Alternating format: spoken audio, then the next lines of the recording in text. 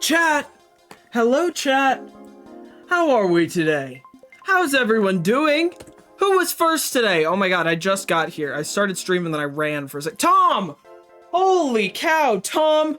Congratulations once again, you get the extra special Ghostface Bobblehead First Chatter Award for Mercury's March Madness, which we are nearing the tail end of, chat. How are we today? We are near the end, I have noticed, but don't you worry. I am not planning on stopping my streams. Maybe not quite daily, but honestly, I've been enjoying the daily streams, so maybe, because I honestly really like it. So, I don't know. Hi, Merc. Hello! Okay, I'll say hi to everybody. I'm still waking up. I'm gonna be so perfectly honest with you. We got Tom. We got Sinister Mushroom. Hi, Lorraine. Hello, hello. Always love Beluga Whale. Hello. We got Jacob. Hello. Muhammad. Hello. Yada. Hello, hello. And I got Riverwater. Oh my god, I can't read today. Overwatch fanboy. That is not a good thing. Worm. Hello. Hello, Worm. It's not a good thing for me to not be able to read today because we're solving a murder. And in order to solve a murder, I have to be able to read and also process information. So, place your bets now on if I'm just gonna be, you know, murdered. Just straight up murdered. If you remember the tarot cards we pulled last time in the game, hi, welcome to the game. If you haven't seen Death Trick Double Blind yet, I think we probably will finish it today. We are solving a murder at a circus. It's very fun. I'm so heavily invested. There are like 8 different characters, and we've found so much dirt on everybody so far. But we pulled tarot cards for each character, okay? Jackie pulled the Tower. That was her future. If you don't know the Tower card, it's crazy, okay? It means destruction, huge event, massive, disgusting event. Disgusting, okay? And then I think Detective Jones pulled the Wheel of Fortune, which is the exact opposite. So that'll be very interesting. Hey, Merc, maybe don't get murdered, just a pro tip. Well, here's the thing. I have a theory. Here's my theory. We'll see if this works. I have a theory because we discovered Alice is the assistant, the secret assistant. We discovered that last time. I have a theory that Alice accidentally killed Hattie and tried to hide it. This is my current theory. But the murderer asked Hattie to meet them in Hattie's train compartment. And I have a feeling Hattie might get murdered. I don't know, but that's my guess. Maybe Mr. Jones or whatever is gonna save him. But we need to find a key so we can get in. We need to find whoever it actually is if it's not going to be... Okay, because the thing is, either it's Alice, right? Which, I think it's Alice. Me personally, I feel like it's Alice. This one, yes. Me personally, I feel like it was maybe Alice and it was a mistake. But maybe I'm wrong? Maybe I'm wrong. Also, that was weird. Why was I over there? That was very strange. Okay, I've reset everybody. Chat, scream, so I can make sure we have the right chat on, and that freaked me out for a second. That was a little weird looking. Hi, Mohammed. Hope you're doing so well today. All right, that was it. Where should I go next? I walk outside and head to the field, thinking about my next steps. What the? Mister, can you wait a second? Ew. I turn around. There's a young boy behind me, staring at me with curious eyes. He's thin as a rail, with a shining smile despite a few missing teeth. Is he the one that mysteriously attacked me? He's bouncing on his toes and looking around every other second, radiating infinite enthusiasm. Mister! Yeah, he's the murderer, for sure. This is the red herring all along. It's the red herring, chat. Do you understand? I'm not funny. Sorry, are you talking to me? What other misters do you see around here? Yeah, you're the... He looks around before mock whispering in my ear. The big detective, right? This is the murderer. I'm gonna get close to him and he's gonna shank me. I suppose. Love Beluga Whale, thanks for the... Thanks for the 100 bits. Yeah, that definitely will wake me up. Alright. I'll do it right for this kid's monologue. This kid's got something weird about him, chat. I don't know what it is. But he sounds a little odd. Maybe there's something in his mouth? I don't know, I'm not around kids very often, so I don't know what the use is, but, let's see, I suppose. Oh boy, oh fuck. That's right. I have a message from the boss for you. He wants you to go see him in his office as soon as possible. Oh. You mean Moses, right? You're waking me up. You're with the circus? I sure am. I deliver messages and stuff. Everyone calls me Little Lee. Nice to meet you, little Lee. So Moses asked for me? What did he say? What it is about? Nah, that's big people stuff. I don't ask any questions. Well, your message has been delivered. I gotta go. Ugh. Before he runs away, he turns his head back to me and performs a mock salute. And nice to meet you too, big detective. Hope you solve the case. The kid certainly moves fast. No wonder they have him delivering messages. Yeah, wow. I'm not struggling. I was fine. Do you see me? Is this the face of a struggling man? I don't think so. Would a struggling man do this?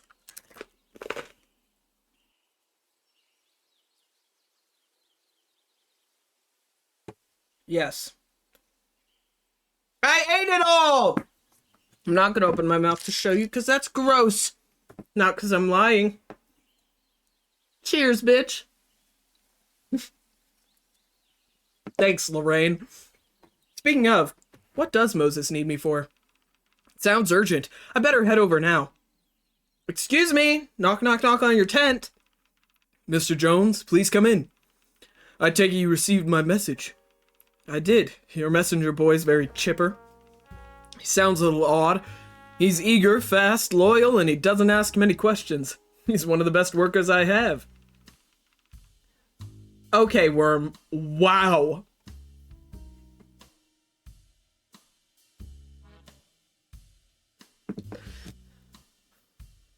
I can't even, like, say, everybody boo Worm as a joke. I think I deserve some Merc L's for that. I'm gonna be perfectly honest, you read me so hard. Can I get a Merc L from everybody? Can I get a slap on the face real quick? I deserve it. Nice. Oh, thanks. Hey, Beluga, thanks for booing. Hey, I appreciate that. One person's on my side. Hey, thanks. No, it's okay. I deserve it. So, what's the urgent message?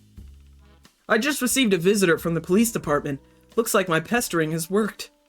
To a certain extent, at least. They did still make it clear they don't intend to do anything about the case, but they did deliver this.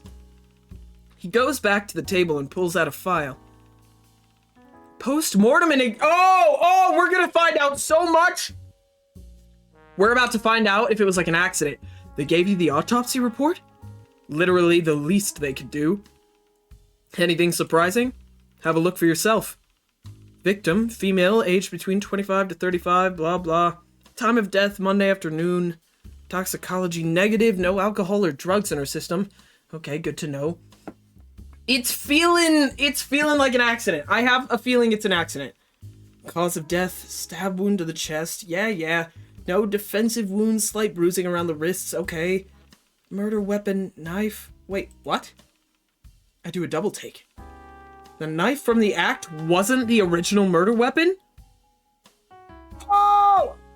Okay, so not an accident, maybe. Perhaps not an accident. I rush to read the following explanation. Whereas the throwing knife should be expected to make a linear wound with both ends pointed, the actual wound is more triangular. And whilst the stabbing motion was forceful, leaving marks on the bone, the throwing knife left no hilt marks on the skin, which shouldn't have been possible given the depth of the wound and the length of the blade. However, as the wound matches the throwing knife in width, we can only deduce that either the original murder weapon has a similar width, or it's possible that it had a narrower blade, but the wound was widened by the insertion of the throwing knife post-mortem. Okay, so it's not bigger than the throwing knife, but we're looking for a murder weapon. Did they feed it to the horse? I bet they fucking did. No wonder it looks so guilty. Therefore, it's likely the initial stabbing was done with a sharp weapon with a thicker blade and duller edges. Either longer or hiltless, and either equal to or narrower than the throwing knife. Huh. This certainly has implications. I need to rethink some things. Can I keep this for now? Sure. Interesting. Okay, the initial stabbing was done by a thicker blade with duller edges. It was either hiltless or longer than the throwing knife, equal or narrower in width. I have a feeling we're going to be looking for something that's not quite a knife. It's going to be something weird, I feel like, that's actually like a narrow blade throwing. Oh, it's not going to be a throwing thing then. It was totally on purpose. Oh my god. Ah! Thank you for giving me this. I don't know what it means yet, but I can tell it'll be important. The horse did it. I'm calling it. Ew, long fingernails. I don't know about that. Ugh. It would have been nice to have it when I started today, but I'm not going to complain. Trust me, I'm not happy with them dragging their feet either. But better late than never. Yeah, at least we got it today. Speaking of time, that might be the one thing you don't have a lot of left. He taps on his watch. It's 5 already. At 7, the show will start, and everyone, and I mean almost everyone, will be busy with the show. That means 6 o'clock might be your last hour where you can ask any questions you want. We only have 2 more hours to get any information we need? Holy cow. Also, chat, is this just Alice? Have we just not gotten Alice's alibi? I think I was trying so hard to remember who this was, but I think it's just that I haven't fucking spoke to Alice as Detective Jones yet. So that might be easy, actually. I think I need to talk to her for the key anyway. 6 o'clock is my last hour. You got it. I must spend it wisely then. I have a theory. I have a hunch. I gotta get some cold pizza for lunch. I don't want it cold, but I'll have some. I'll warm it up in my fire dragon mouth. It's like D&D. I'll be here in my office, as always. Tito will be with me, so you know where to find us. Aideen and Yan usually has dinner in their own room. As for the rest, I'm not sure. Thanks for the tip. I'll be off then. Lots to do and not much time to do it. Right. If there's anything you need my help with, please just let me know. There's one thing, actually. Where did Hattie live? In one of the train cars next to Chip and Echo. Train car number 3, I believe. Oh, I could get the car key from him.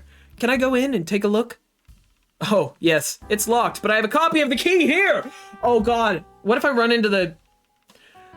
Wait, you have a copy of the key? So, whoever has the other copy must have gotten it off of Hattie's dead body. Oh, yikes. He pulls one of the drawers at his desk open. Train number 3 key. Okay. I don't have a lot of time left. I should go take a look as soon as possible. Maybe there will be some clues. He shakes my hand and stands to send me out of the door. Mr. Jones, I just wanted to say, I know you've been nearly impossible task. There are many things I'm uncertain about, and I hired you in hopes of getting some answers. In retrospect, I suppose I thought getting an answer to the case could solve all my problems, but that's delusional. Yeah, you're delusional. So, no matter how this case concludes, I just want to thank you for lending your expertise and throwing yourself into it. Why do I have a feeling one of us is going to die?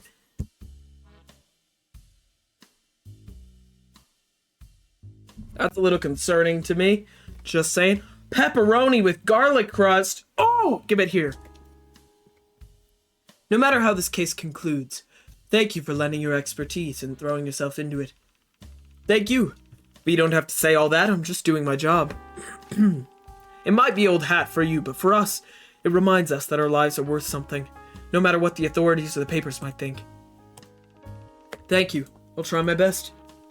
Anyway, I've taken too much of your time. I understand you have a lot of work to do in the next hour. We'll talk again when the show ends, I promise. Well, that was... He's right, the show is about to start, and I really don't have a lot of time left. What, do I only have 1 hour? Maybe I'm holding the key to the answer. Well, I also need to talk to Alice. See, I just haven't been able to find her. Maybe I just missed my opportunity to ever speak with Alice at the beginning, but part of me wonders if I've ever even had her as an option, like as a bubble. I'm in. I should take a look around, see if I can find any clues. What do we see, chat? What do we see? I see a map. I see newspaper clippings. Nice, we got in. Okay, we got some... What is this, a die? We got a crystal ball going on here. Okay, I'm gonna look, Avi. I gotta look. Do I have... What is this? A printed photo of an older woman dressed in an elegant robe with a silk shawl looped around her arms, stretching them out to the audience. Is that another magician? Oh, what's this? The table's cluttered but organized. Books, notebooks, various magic props are placed along the table. I quickly skim the books for anything related to knife throwing. Nothing. Among the vast collection of magicians' books and manuscripts, nothing even mentions a knife. And I'm not seeing anything. Disappointed, I take a second look at what's on the table. That's when I notice there's a small shelf with a drawer on the left side. It's not locked. I slide the drawer open. Laying inside the drawer are some personal letters and a pair of glasses. The lenses are thick and curved. I feel dizzy when I'm peering through them. These are not cosmetic glasses, they're for nearsightedness. Uh-oh, wait, hold on. So, either you or someone else have bad eyesight? What? I don't feel like it. Maybe it's you and that's why you don't do the throwing. Okay, hold on. Did these belong to Hattie? Yeah, no one mentioned anything about her vision. Interesting. Nearsighted glasses. Okay, that's gonna be something I need to ask Alice about, I want to say. Oh, yep, okay, I have to find who they belong to. Anything else? Anything else? What's this? Oh, her awards! A few glass trophies are proudly displayed in the tall cabinet. They look pristine and carefully placed. Not a single scratch or chipped edge to be found. On a train, that's pretty impressive. Oh, fuck, what's this? Aquamarine glass shards are scattered on the ground. Seems like something was broken here. Evidence! It's not hard to figure out what. On the nearby shelf, several more glass trophies are neatly arranged, looking pristine and well polished. So what was it that broke? Upon closer look, they seem to be Magician's Awards addressed to Hattie. She clearly took pride in them and cared for them accordingly. It's hard to imagine someone as clean and organized as the owner of this room that would leave glass shards lying around. Which raises a more interesting question. Who broke it? And when did this happen? Does this mean someone else came in here after her death? Yeah, can I look at it more? Can I look at it at all? Nothing else? Okay. I want to look and see if it has, like, a name or anything on it. Doesn't look like... Oh! A mountain of luggage is stacked in the back, tied down with ropes, probably to prevent it from falling over when the train starts. Is this all Hattie's stuff? Maybe they're using the extra room in her train as storage. She's the only one that gets a whole train car for herself, after all. That also seems a little fishy. Okay. Is that all I can get from this? I have to find... I guess I got the big glasses. That's the big question. I have to find out if anyone knows she was nearsighted. Do I really just not have access to Alice at all? That's so annoying. Nadine? Oh, contradiction. Oh, a contradiction! Well, fuck, what was... I don't know what the... Oh, fuck, I don't know what the contradiction is. I didn't realize there was a contradiction already. Is it the... It's the throwing knife? Hold on. Oh, God. I don't fucking know. There's so many things that could be contradicting. Okay, hold on. No, I'm gonna say autopsy report. No. Hold on. Nearsighted glasses. I don't have anything big for Adine to use on this. Is it Shattered Trophy? Hold on. Circus Secrets, Knife Throwing Act. Okay, is it Knife Throwing Act and the glasses? Nice! Jiggly depth effect is nauseating. I never noticed it before. Oh, where everything kind of like shakes? Yeah, sorry. Hattie couldn't have really performed the knife throwing act because she had problems with her vision. So who was it? These are definitely Hattie's glasses. She's not looking at me. She flicks her wrist, idly watching ash fall from the tip of her cigarette. I might as well not exist. When I found them in her room, I thought they couldn't be hers. But what other explanations make sense? Maybe they're yours? But then I thought, no one wears glasses in the circus, right? Moses does. His are reading glasses, not nearsighted ones. And, well, something tells me these aren't his style. She tilts her head in silent acknowledgement. More importantly, if anyone else in the circus were nearsighted, they wouldn't have any more reason to hide it, would they?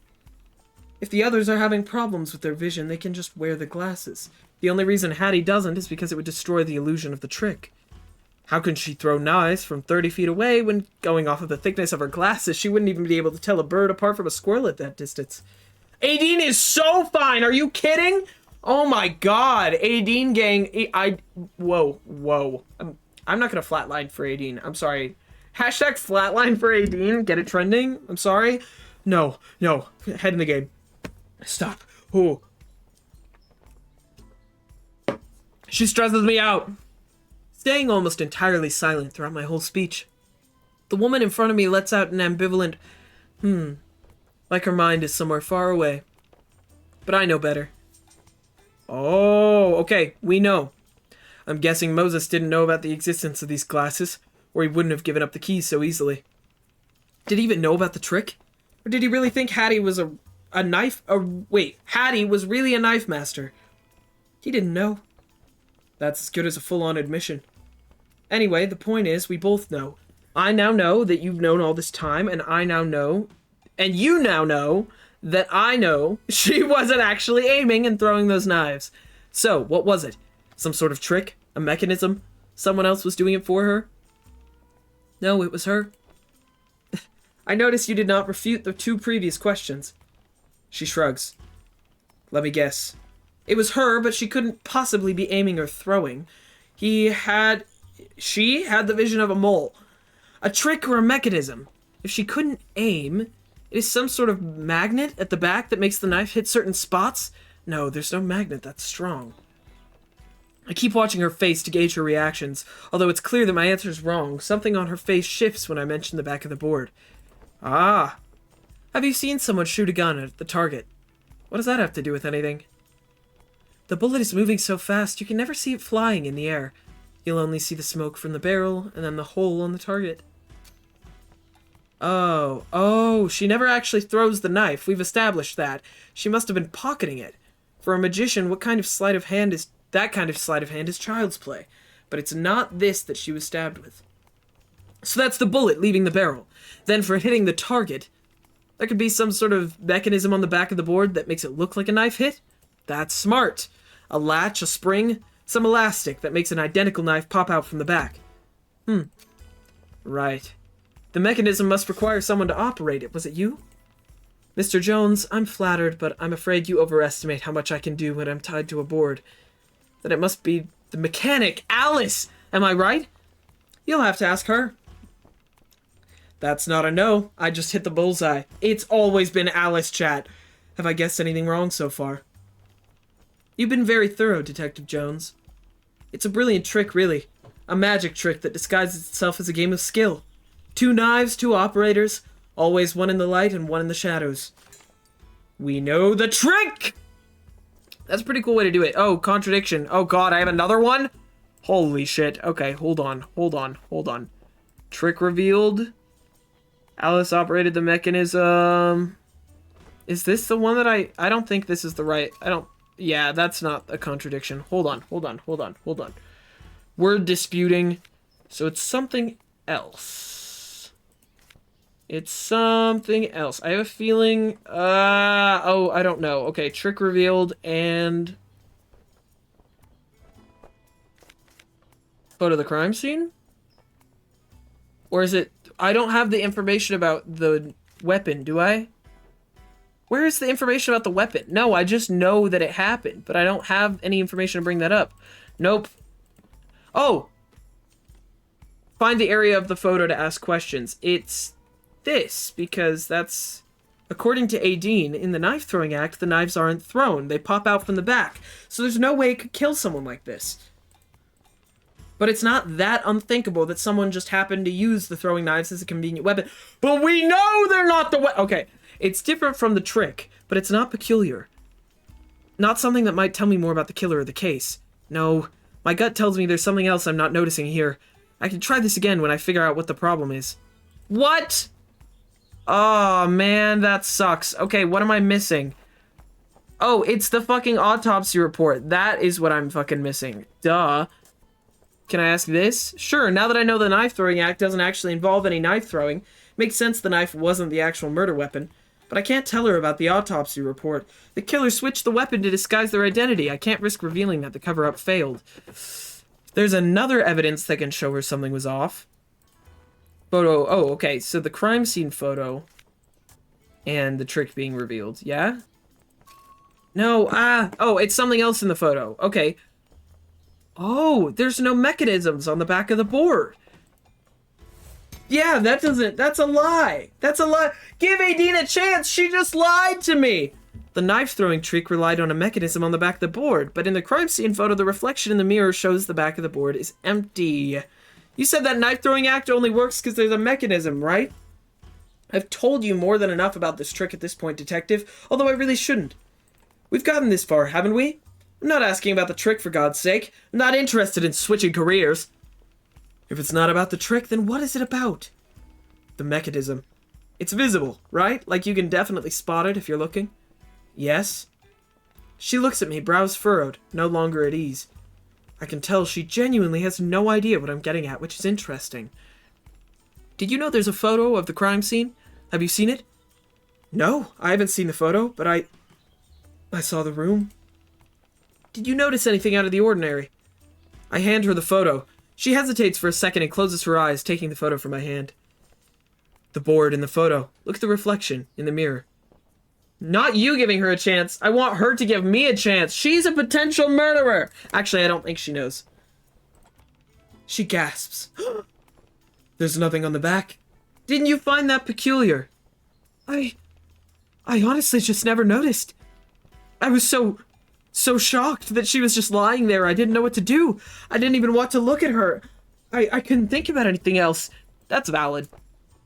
I'm sorry. But what does this mean? Did someone remove the mechanism before her death or after? No, that's not possible, but... She shakes her head and smiles wryly, as if making fun of herself. Is it Alice? I know you have no reason to believe me. And it's not like I've been exceptionally forthcoming so far.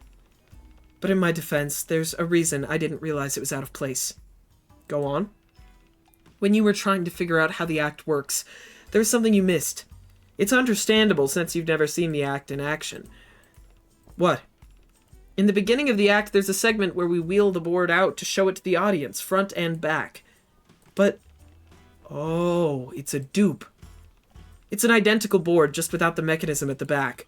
And you guys switch it to the real board at some point in the performance before you get tied to it. So not only are there 2 sets of knives and 2 operators, there are 2 boards. Makes sense. Yeah, no! Put him in jail! Put him in jail! The one that Hattie was tied to is actually the decoy. That's right. But it doesn't make any sense. Why? I was sure that what happened to Hattie must have something to do with the act. Like she was practicing with someone, testing the mechanics or something.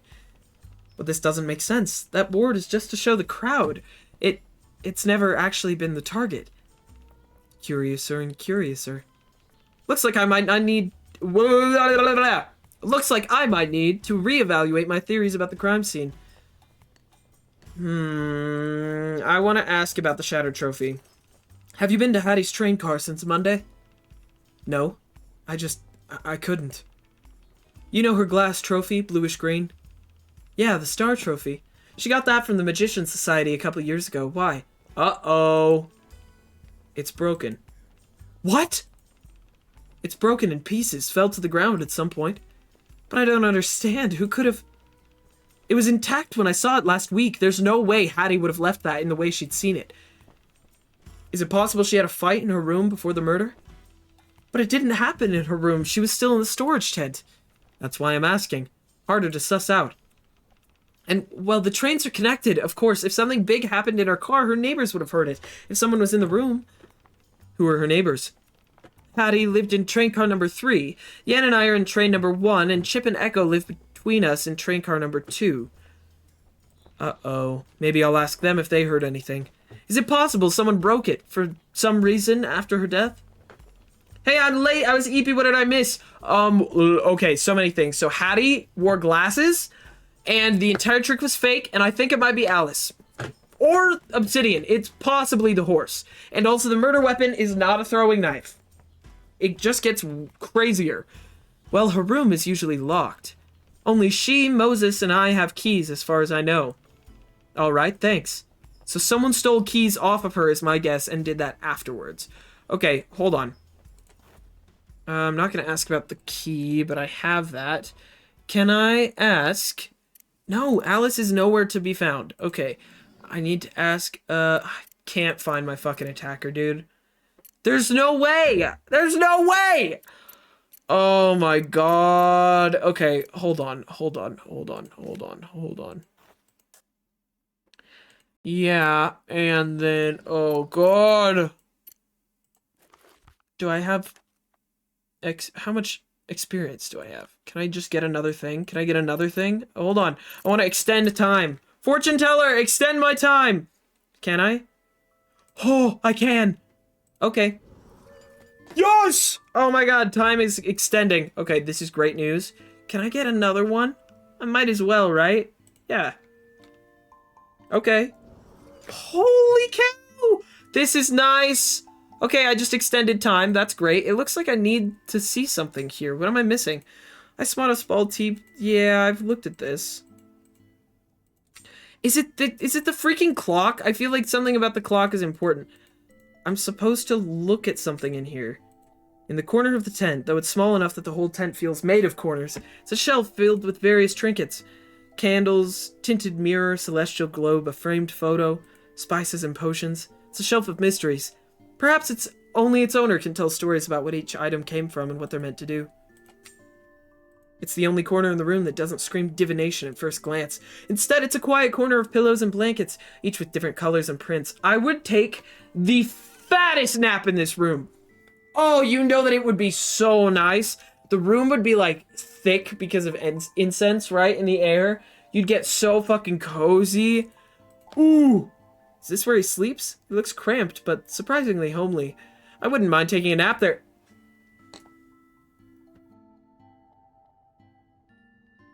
Sometimes it scares me when I speak dialogue so correctly. It freaks me out, bro.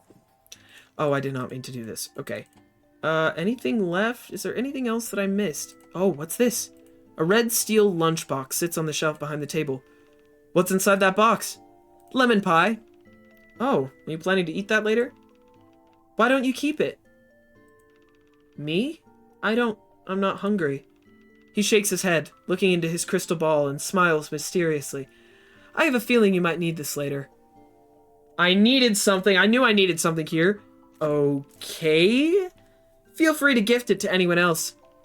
He opens the lunchbox, takes out the paper bag holding the lemon pie, and hands it to me. Here. Okay, it's looking a little worse for wear after banging around in a lunchbox, but any lover of lemon pie would find it appetizing. Doesn't Yan love lemon pie? I'm pretty sure Yan really likes it, right? I swear that's what it is. I swear Yan loves lemon pie. Oh, I'm stuck. I'm stuck. Here, hold on. Let me save. Save. Can I... Okay, because it was a little bugged for... No! Oh, we're bugged. Oh, no. Okay, hold on. We might need to go to the title then for a sec. Yeah. Let's reload. Oh, no, Chad, I'm just stuck here. Well? Whoa. Okay, I'm concerned. Can okay, I just can't... Oh, no, Chad, I can't go anywhere. What do I do? Oh, finally! Oh my god! I had to just wait here until I could escape? Scared the shit out of me for a second there. Oh my god. Whew! Okay, Yan. Might I try and bribe you with lemon pie? I believe it's Yan that likes lemon pie, because she's the one that doodled on all the tarot cards, right? The fair is bustling, even busier than at lunchtime. Wow, the sunset is really pretty too. Besides the people gathered in front of the various foods and toy stalls, I'm beginning to notice a large crowd floating towards the back. I stretch my neck to see what's out over there. Looks like there's a smaller ring outlined in the grass fields, with some people standing around it. I decide to walk over there. A small group is gathered around the rope circle, outlined against the ring. But in the middle of the ring is a makeshift changing room with curtains obscuring what lies within. A few staff members are working busily with something inside. They're whispering and subtly looking around as if waiting for someone. The pie was just too strong! As I poke my head around, wondering what's happening, someone bumps up behind me. Hey, let me through! It's Yan, poking me in the waist. Her other hand is clutching a box of popcorn. Go through to where? She casually tosses some popcorn in her mouth and points behind her back to the curtains. There, it's my act. Oh. Sorry, yeah, you should go. I watched her slide over and hop under the rope barrier without spilling a kernel that overfilled in the overfilled box of popcorn. Then she went through the curtain. I swear to God, if it's Yan, I'm also gonna lose my mind. Okay, place your bets right now. My top 3 are Yan, Alice, and Echo. It's not Rolf. Rolf is a baby. Rolf would never do anything. And it might be Chip also. Chip seems real sus, and his alibi doesn't really make sense. The cloud... I have no idea what's going on. The crowd clearly doesn't either, judging by the way they're whispering amongst themselves. What the... Whoa, pretty. Moments later, the curtain opens. In fact, the workers have dismantled the entire contraption. Yan's standing in the middle, in a different outfit. She seems to have put on a long, loose robe with sleeves that almost fall to the ground. We're gonna finally see her act. I bet on the horse. Obsidian is that's a good vote as well. She's standing on a carpet that resembles a thick cloud, likely made from either wool or cotton. Beside her is a long staff that appears to be surrounded by flying birds. None of this helps. I still have no idea what this act is supposed to be. And then she moves, slowly, and retracts her legs. Whoa! She's moved in a cross-legged pose mid-air. One of her hands is still on the staff, but for lack of a better description, she's floating. What? How did she just do that? It must be the cane. She's holding on to it. But it doesn't look like... She levitates on top of the cloud effortlessly, looking a little bored. In fact, when I focus on her face, it looks like her mouth is moving slowly, but she's not saying anything. It looks a lot like chewing. She must have stuffed her mouth full of popcorn before she went on. She shoots me a conspiratorial look. I don't know if she knows I figured out what she was doing, or she's simply saying hi. I wait a while, just observing the other people here. People come and go. Some walk around the rope barriers trying to find the trick's angle. Everyone speculated about the staff and the carpet. You've seen this live before? I have seen a video of someone doing this. I still don't understand it. When I look back at her, I almost laugh out loud. While she still has one hand on the staff, her other hand is currently under her cheek, as if she's preparing for a quick snooze. Her head is leaning further and further into her palm, and her eyes are closing. That sounds nice. Everyone whips their head around to look at me, which is perfect because they miss Yan's head snapping up and almost falling off. Sorry. I look at her. She hurriedly sits up and lifts her head. Things go smoothly after that, although she looks ready to doze off every other minute. Why is she so tired? An eternity later, the curtain crew return. She shrugs off the jacket and heads back over to me. She has a bar that goes from under the rug and connected to a seat. Ah, that makes sense for the long sleeves. Makes a lot of sense. An eternity later, the curtain crew return. She shrugs off the jacket and heads over to me.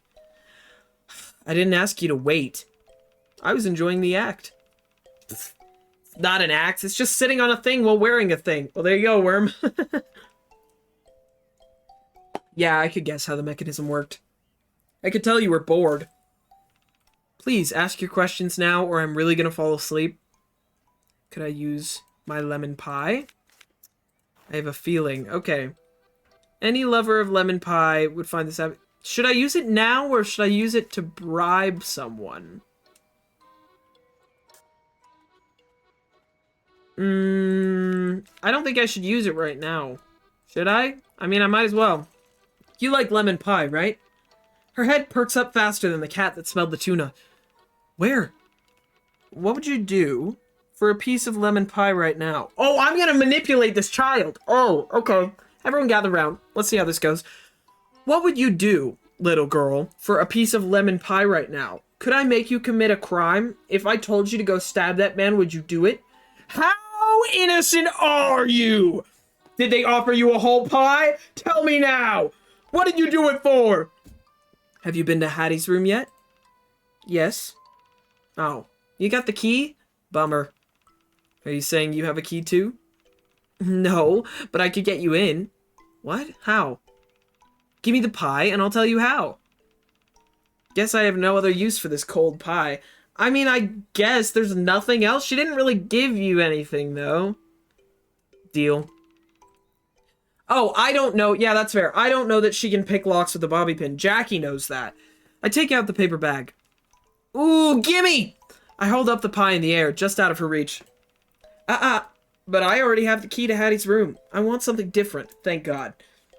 She glares at me from under my chin. That wasn't the deal. The deal was that you provide me with something I need. I no longer need the key. Fine, what else do you need then? Let me think. Hey, what's over there? She points to something behind my back. There's no way this is gonna work, right? I do not turn around, and I keep my arm high. Did you think I was going to fall for... As I prepare to mock her attempt, she lifts her head to take another look, and literally flies upward, snatching the package out of my hand. What? She starts ripping the package and stuffing its contents into her face, mumbling to me with her mouth full. Did you think I couldn't jump that high? I'm an acrobat. Bruh. She finishes the slice in a few short seconds and smacks her lips. Nice pie. Guess I'm happy with it. Fine, I'll tell you. I picked the lock. How do you know how to pick locks? And why? Yeah, she has a jetpack. She just...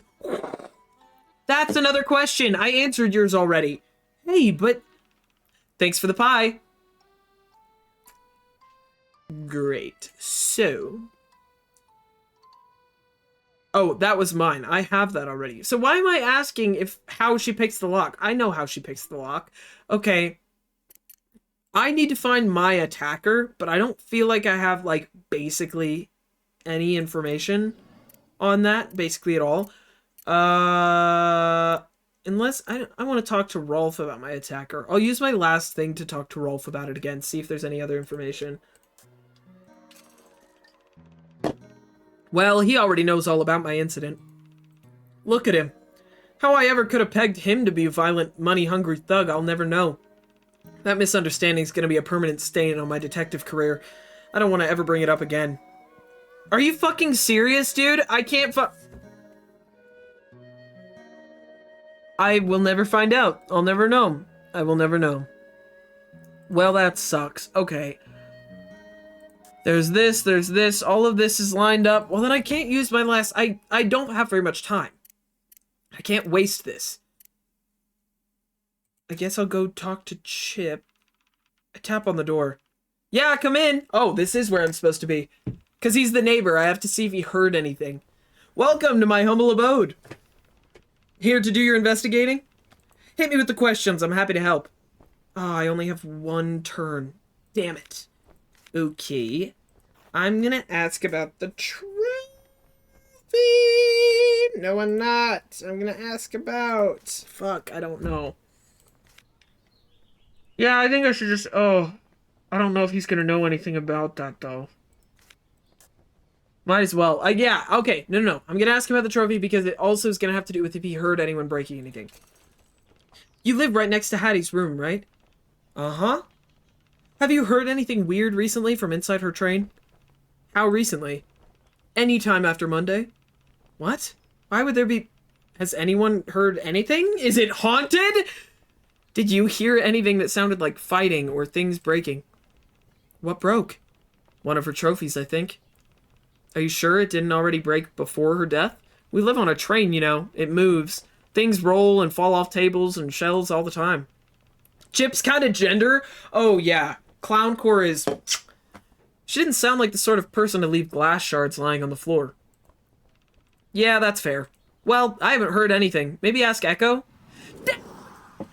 Alright, well, we're gonna have to go talk to Echo next. I wanted to talk to him anyway. Oh, we've got an hour, chat. Oh, no. Okay, here we go. We have 1 hour for each of these characters before I'm supposed to go meet the murderer. Okay, here we are. All right, my spots are surprise appearance, meet the killer. And what information do I have? I have Alice is the successor. She told me to keep it a secret. Should use my mind reading act on more people. What other information I have? My anonymous letter. I can't ask him about the... I did ask him about the puppet already, but I can't ask any more. I want to ask about Yan being a fucking prankster, dude. I want to ask someone else about that. Can I talk to... Why are they in there together? He said Tito was going to be in the office with him. Let's go see what they're doing. Oh, when I enter the office, I see someone I would have never expected. Moses is seated behind the desk, as always. But Tito, the 10-year-old fortune teller, is sitting right across from Moses. The documents and books on the table have been moved to the sofa. In their places are several plates of food. There's a large casserole dish in the middle. In one side is a plate with sugar cookies, and the other side is a plate with browning apple slices. That sounds so good. Now I'm hungry, chat. Brown sugar with apples. Cookies. We got Girl Scout cookies today. Bunny and I picked up Girl Scout cookies today. I'm so hyped that those are finally coming back around, dude.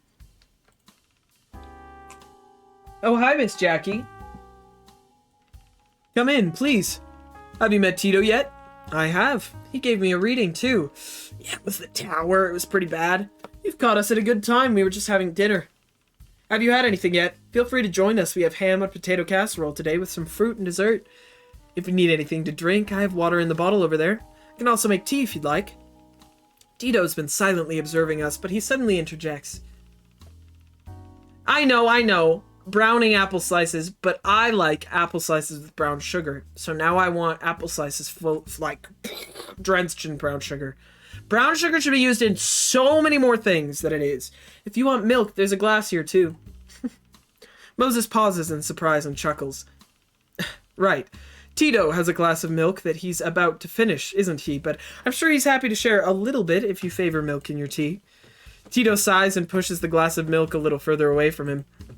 Apparently, the kid doesn't like milk. Glad Moses is making him drink it. I think water is good for me. I'll let him have the milk. I'll have some casserole if you have enough left. Wrong for that. Sorry if this is weird, chat. I was a massive milk drinker. I was crazy about milk as a kid. You would never have to force me to drink milk. No one would have to, like, beg me to drink milk. I would be walking around with a sippy cup full of milk in my hand, literally for, like, 6 years straight. I fucking love milk, dude. And then I actually I turned lactose intolerant. I'm gonna be honest. I'm pretty sure I got lactose intolerant because I was drinking milk so much. No one can make fun of me for liking milk as a kid because I was autistic, and if you do, you're ableist. But then I got lactose intolerant, and then I stopped drinking milk for like 3 years, and now I drink it again, and I'm not lactose intolerant anymore. Yay! Karma? Okay, well, karma turned around and walked away, so what do you have to say to that? Moses gives me an amused look and turns back to Tito. You know, I wish I drank more milk when I was younger.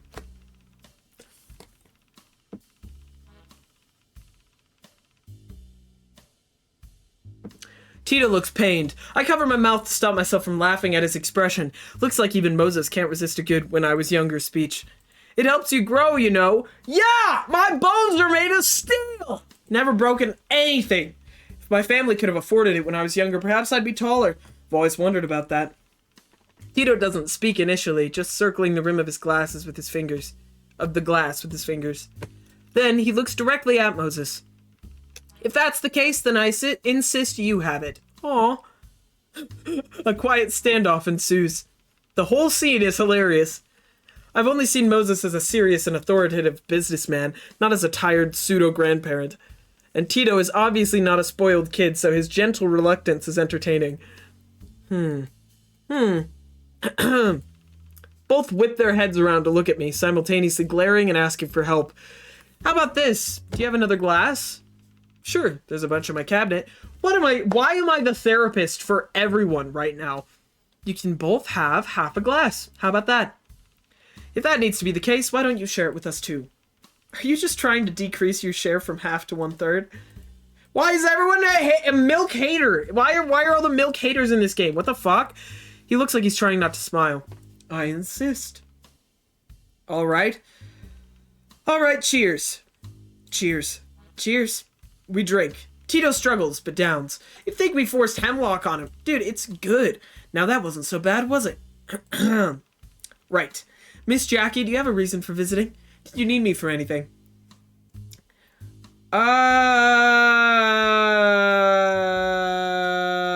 Let me speak with Tito first. What do you need me for? Tito? The big show's coming up in the next hour. I have a feeling, Miss Jackie, that what's destined is about to come to pass, and I'm afraid I've done all I can. Would you like to speak with Moses? I'll finish my meal. What? You two should talk. Oh, he just winked at me. Mysterious. Uh-oh. No, don't ban Bagel. Bagel gets me. Bagels and milk are so good together. Who the fuck drinks water when you're eating a bagel? What's wrong with you? All right, I'll speak with Moses. I told her I'm not gonna tell anyone. Ooh. I don't know, man. This is difficult. This is gonna be hard. Do I just out her? Do I out Alice? Do I out her?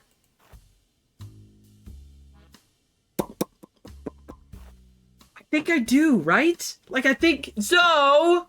You're wrong for that. Oat milk is good. Oat milk is good, I agree. Do I do it? You know what? I'm sorry. I can't do that. I can't do that to Alice.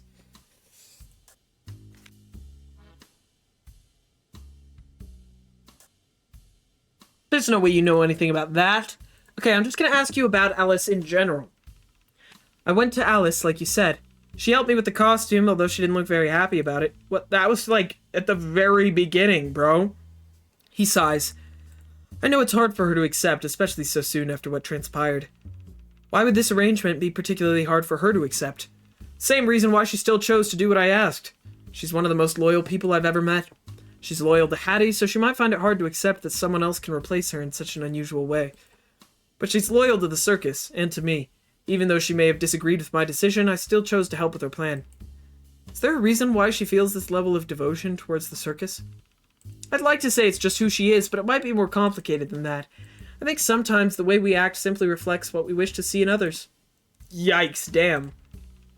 I have to pause and unpack that sentiment. Yeah, that was... wow.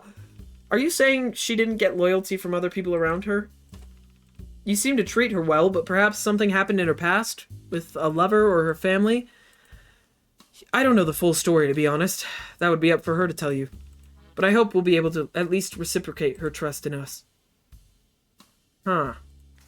So, can I tell you about the anonymous letter? I can't. There's no way I can, right? Showing in the note seems like a bad idea.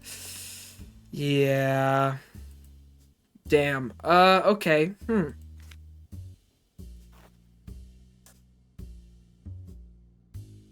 I'm gonna ask you about this. Has Yen ever pulled a prank on you? He exhales. It somehow manages to sound both like a restrained laugh and a grimace of pain.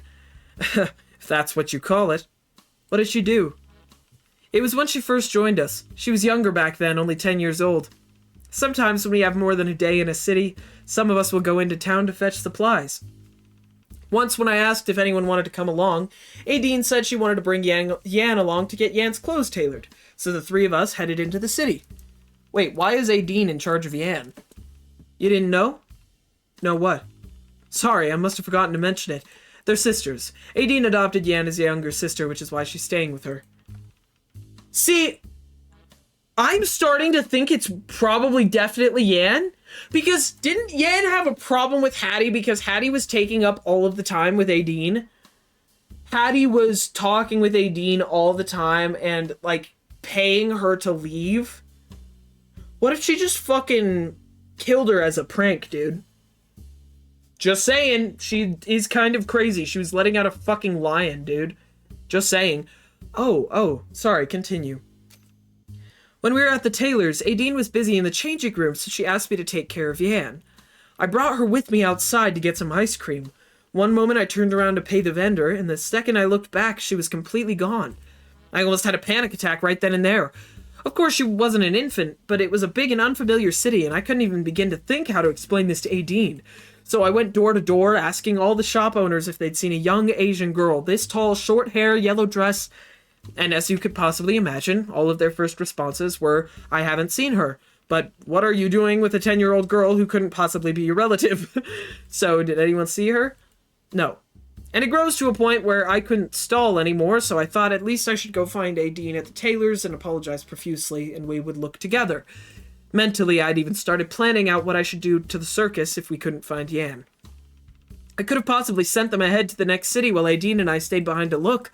Well, guess what? When I returned to the tailor, she was already back there, perched right on the countertop, laughing at me. Turns out I was so worried I even forgot I was still holding the damn ice cream, which had melted all over my arm. That's a rude as fuck prank. I'm sorry. sending this man who seems like a sweet grandpa dude who really wants to take care of these kids into a full-on panic attack. This child's kind of insane. I'm not gonna lie. This is concerning. Turns out, yeah, all over your arm. Did she say why she ran off? Said she missed Aideen. Of course, later, when Aideen learned about this, she scolded her for running off without me. I didn't want them to argue because of this, so I just told her not to do it again. Ever since then, I don't let her out of my sight, even when I have to look after her. Chat, Yan also doesn't have an alibi. Yan just said she was listening to the radio in the train car the whole night. Is it her? I think it's her. And she said that she could pick the lock and get into the fucking train car. Oh my god.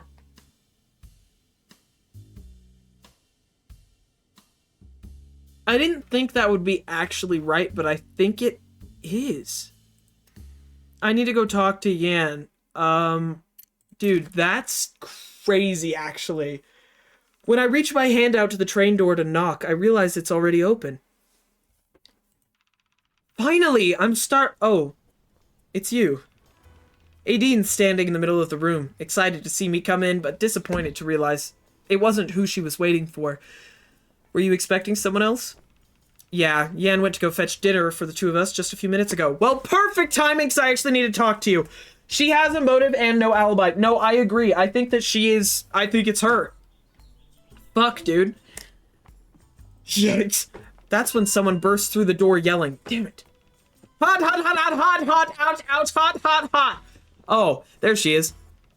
Yan rushes in like a tiny whirlwind of yellow and blue fabric and black hair, dumping whatever she was holding onto the table with a loud clang that makes both me and Aideen flinch. That's when she looks up and notices me. Yeah, Mohammed! Hell yeah! Milk thirst! Milk thirst! You go drink that milk! That's when she looks up and notices me. Hey. Aideen has already walked over to the table where Yan just dropped the casserole by the time Yan and I finish our greetings. You carried this here without gloves? It didn't feel that hot when I got it, and then I started walking and I swear it got hotter and hotter. Give me your hands. Do you need some cold water? I'm fine. She still reluctantly puts her hands out, which Aideen immediately grabs for a closer examination. See? Fine! I have thick skin thingy from training. Calluses. They're called calluses. Whatever. It didn't burn me. Next time, ask them for a wet towel or some oven gloves or something. Okay. She's just saying yes to end the conversation. Been there before. Yeah, been there. If it burns your hand, imagine trying to climb a rope ladder with that. Ooh, ow. Alright, I get it. No burning. Aideen rolls her eyes and invites both of us to the table, dragging the chair from her vanity desk over to accommodate me. Jackie, have you eaten yet? Well, I just had a glass of milk. Come, have some with us. This might not be enough for the three of us, but you're in luck. What am I in luck with? What? Aideen sets utensils on the table and walks over to the little stove, heating the tea kettle on the other side of the room. No! Aideen starts laughing. I'm sorry, what's happening? Yan looks at me with gritted teeth. That's my sweet potatoes. Come on, there's enough to go around. Aideen opens the burner of the stove and fishes out a few foil-wrapped sweet potatoes. Oh, she's pissed at me. I'm worried she's gonna kill me. Don't use a wet towel. Yeah, I was gonna say, wet towel sounds like not the right move for this, so you're absolutely correct.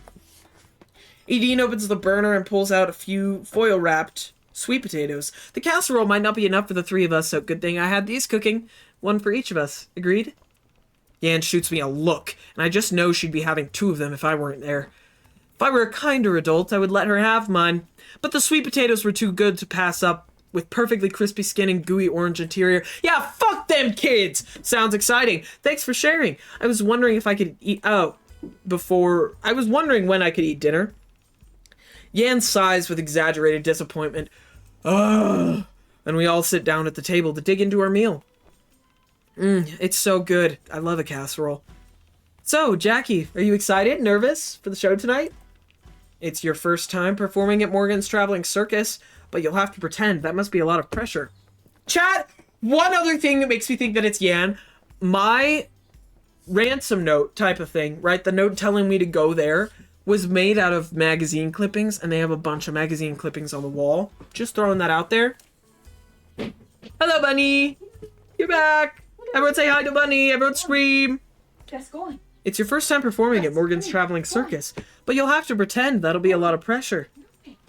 Yes, I hope everything will go smoothly. Well, if there's anything I can help with, just let me know. Actually, I wanted to talk to Yan. Me? Hi, you wanna come say hi? Yeah, how's the murder going? Pretty good. I think I've almost solved it, but I could be completely wrong, but I think this child is the murderer. But I could be so wrong. But I don't know. Chad, do you think I'm right? Honestly, for all the information we have right now, she has motive, she has no alibi. She's the... I'm just It's throwing that always there. the child. Why the fuck is it never not the child, right? What's wrong with them? What about the whole bit with the hat person?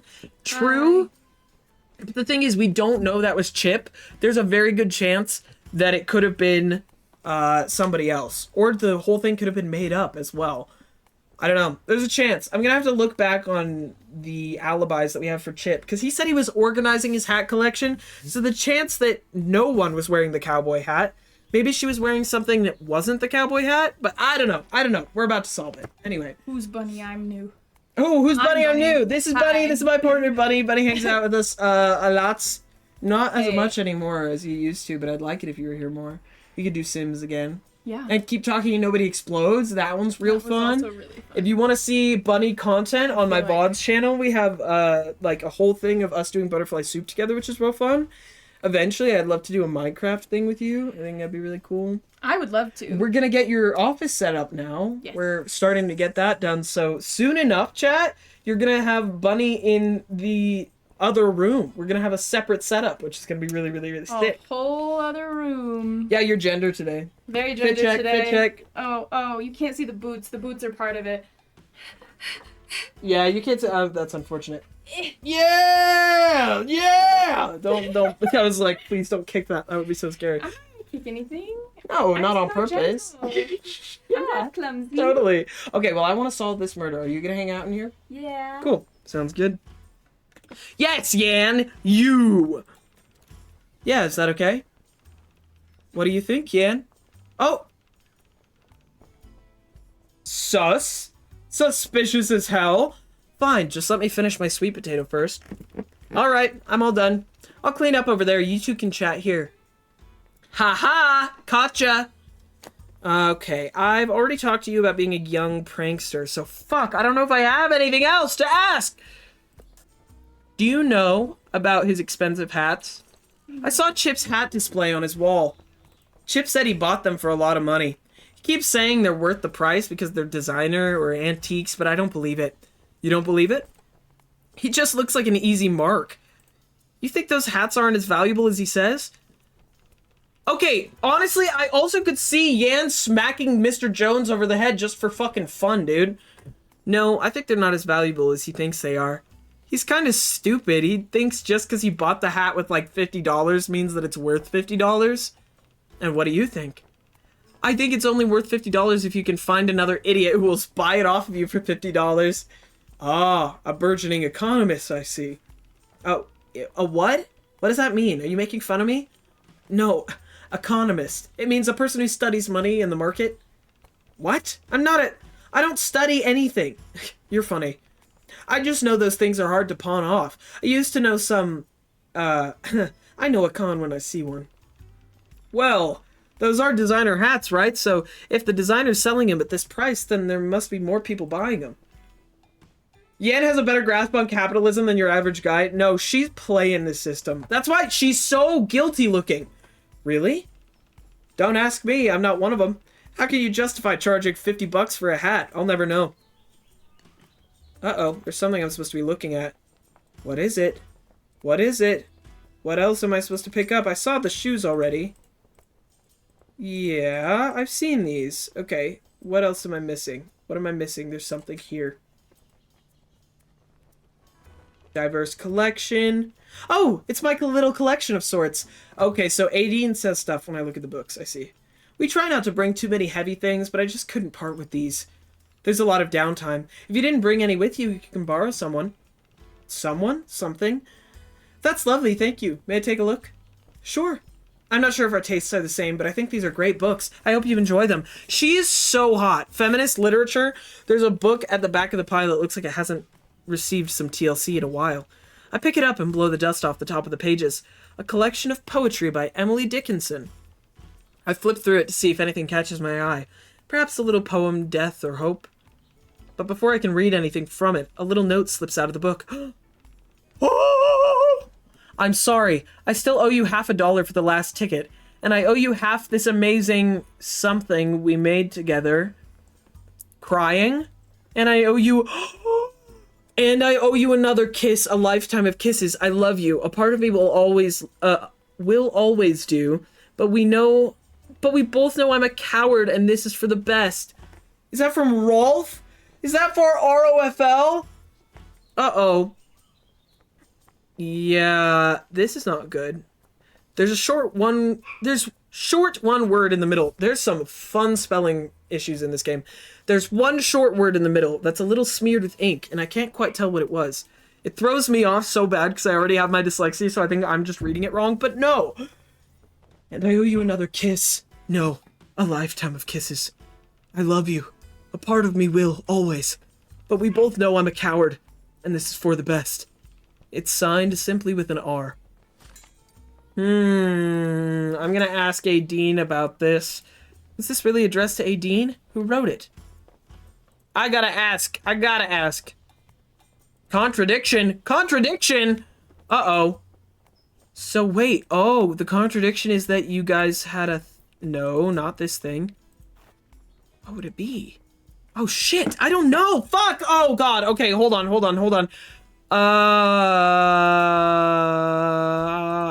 Man. Is it this thing? Is it this one? No, that's not it. Oh no, wrong idea. Uh-oh, okay, hold on. The contradiction is... the lover's note. It's definitely the lover's note, but what is it? I need to ask her about... the thing? It's not this one. Financial situation plus the hats? There's a chance. Did the contradiction thing not exist beforehand? I feel like it's about the letter.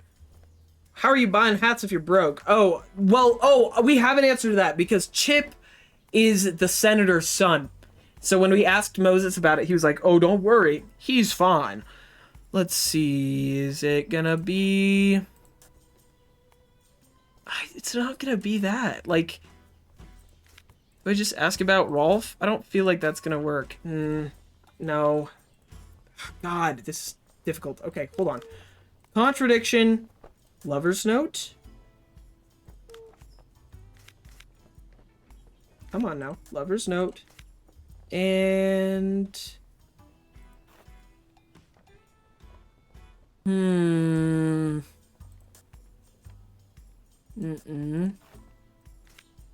can't just ask about... No! Oh my god, that's so annoying. Okay, hold on. Gotta be the lover's note, right? Unless I'm crazy. Where have I been? I've seen so much and remember so little. You always need money to buy things. You could always steal. I'm not gonna say anything about that. I'm not responding at all. Okay. I'm gonna say maybe it's not that then. Best friends. Nope. And I can't say anything. This is so annoying. I want to be able to use these things, but I can't. I genuinely have no idea what the contradiction is. I'm just gonna ask her about the note first. Sorry, I was in your room and I picked up one of your books. I promise I didn't mean to. It kind of just slipped out. Yeah, sure. I don't mind that. It's okay. What? I passed her the note I found. What is this? I found it tucked in one of your books. Have you seen it? No, I've never... She snatches the note from my hand. Uh-oh, was this Hattie's book or something? That's not good. This is... Oh, I just caused drama. Sorry, can you give me a moment? Oh, she's crying. Yes, absolutely, I'm sorry. I avert my gaze as she blinks hard, turning away from me as she lifts her hand to her eyes. Oh no. Sorry about that. I'm alright. You said you found it in one of my books? Yeah, it was in the Dickinson collection? Oh, it's been a while since I opened that one. I hope you don't mind me asking, who's R? She doesn't appear to be angered by my prying, but something about her stance has changed, like she's gearing up for battle. Well, who do you think it is? Well, gee, I wonder. Is it Rolf? Just guessing based on the initials. I'm not going to tell you. I actually do mind you asking. Finding it wasn't your fault. I trust that you weren't trying to snoop. Since you can't unsee it, I'll let you have your guesses, but I don't owe you the answer. She slows down and abandons the harsh tone. She lowers her head and peers up sincerely. Sorry. It's private. Of course it is, and I feel a little bad for asking, but my instincts tell me there might be something important here. I guess once I figure out who R is, I can find a contradiction and ask her about it again. So, I'm missing something.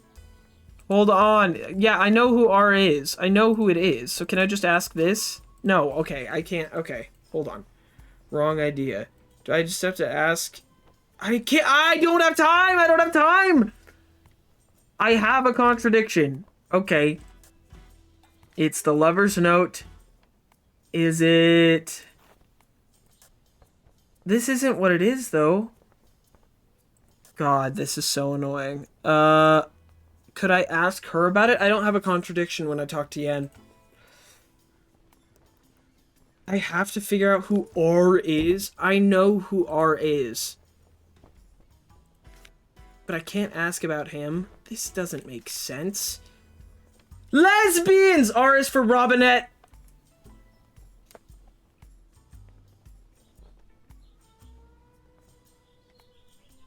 Chad, I completely forgot that was her name. I was right. They're gay. They're gay.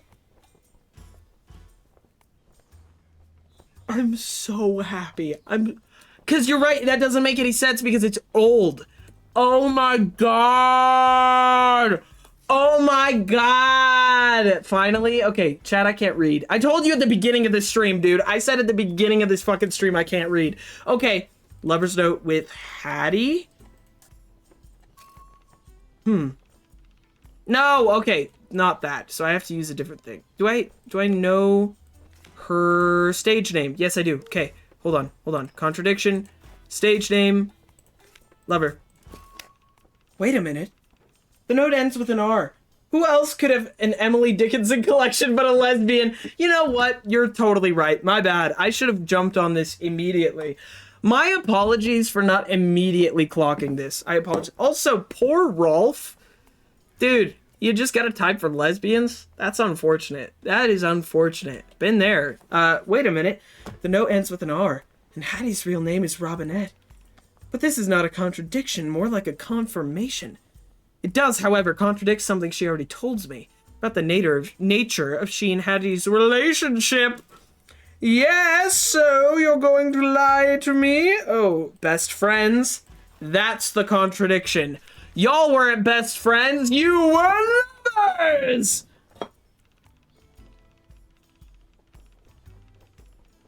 Aideen said she and Hattie were friends, but it seems like the breakup note in her room was from Hattie, suggesting the two had a romantic relationship. The note. It was from Hattie, wasn't it? Are we talking about this again? She gives a performatively annoyed sigh. What makes you think it's Hattie? I'll say, I was confused by the R, but Hattie isn't her real name, is it? She signed it with her real name, Robinette. She can't help but laugh at my dramatic delivery. How did you hear about that? The universe whispered it to me. Right. I thought it might stand for Rolf, but something just didn't feel right. Something felt a little too gay. I mean, why would Rolf... But I would assume she would have put that in the book if it was Rolf, but there's no way Rolf's going to be reading that book. I might be making assumptions here, but he doesn't seem like the type to write like that. She throws her head back and laughs. No, he's certainly not. Yes, you got it right. It's Hattie. The note's from her. Whoop! Whoop! Do you... If you don't mind, you can talk to me about her.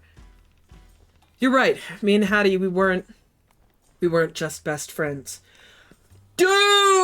Oh, fuck. Yan totally did it then. Oh my god, she has double motive. Double motive. I'm in the car with a child killer.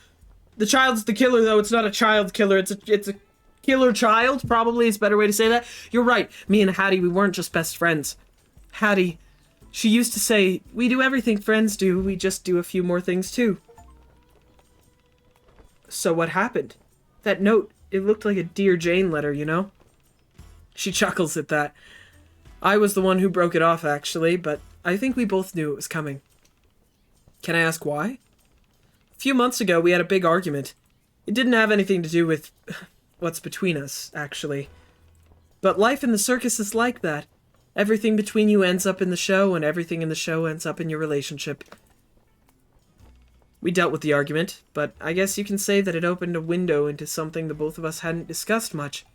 We wanted very different things out of life. Was the argument that she wanted to leave? I bet it is. I bet the argument was that she wanted to leave for her TV show. We had some fun times, and were in love. But we weren't fairy tale princesses waiting for the Prince Charming to come and conquer all with the power of love. We both had certain things that were more important than that partnership. Sometimes those things work against each other. More than friends! Look at how cute that is! Oh my god! Adine and Hattie had a romantic relationship they kept a secret from their fellow circus members.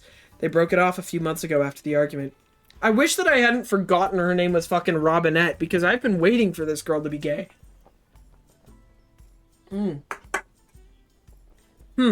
Seems like although their relationship did take a turn somewhat recently, it was more mutual than I thought. Doesn't seem like something that would fuel hatred or murder, if what she's saying is true. Oh god, we have 1 hour left, chat. Here we go. Also, I tried to talk to Tito about extending my time, and he just said, sorry, it's gonna happen soon.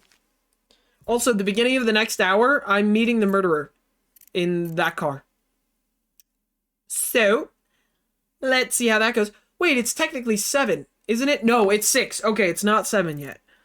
What do I have left to do? Find my attacker. Talk to Alice, who's nowhere to be fucking seen.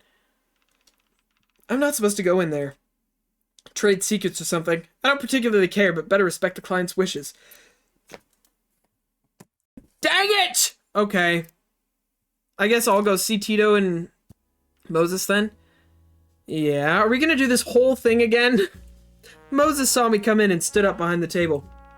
Mr. Jones, have you met Tito yet? Yes, I did. He gave me a reading too. I glanced at the table. They're almost done, apart from the scraps of meatloaf on one plate and cookie crumbs on the other. There are also 2 glasses of milk on the table. Moses has finished his, but Tito's is only half empty. Sorry, did I interrupt your dinner? No, we're finished. Moses eyes Tito with an expression I can't quite decipher and cleans off everything on the table besides Tito's glass of milk. The milk argument again? Yeah, why are we still in this milk conversation? Alright, how about this? You can do your reading once you finish drinking that. Tito sighs and picks up the glass while turning to me to explain. I was just about to do a reading for Moses. Uh-oh! Is Moses gonna fucking die? Are you gonna pull the tower card for Moses? Oh, should I?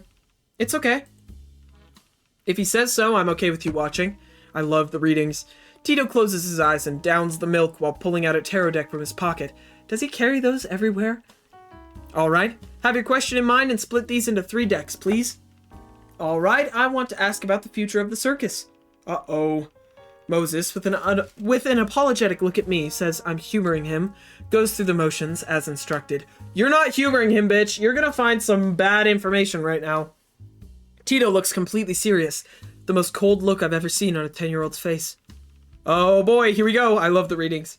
Now these 3 cards will represent the past, present, and future. He flips the first card over. Death. Endings, mortality, moving forward. I look at Moses. He doesn't seem nervous or apprehensive at all. Well, I think we can deduce what that was pointing to. Yeah, I bet it's the first time in history that particular card in the deck has ever been used to signal an actual death. Of course, Yan's sabotaging has extended to this card too, judging by the red evil eyes the Grim Reaper's sporting. Also, look at the horse! The horse is eating someone! It's evil, chat! He's evil! Moses says nothing about the doodles. Guess he's seen this deck before. Or Tito and Yan argued about it in front of him. Go ahead and flip over the next card, please. Seven of Swords reversed. Confession, conscience, truth revealed. Yeah, we're about to find out. I'm a little nervy about that. Does that mean a confession from the killer or a confession from me? A confession from him? What does he have to confess? Uh-oh.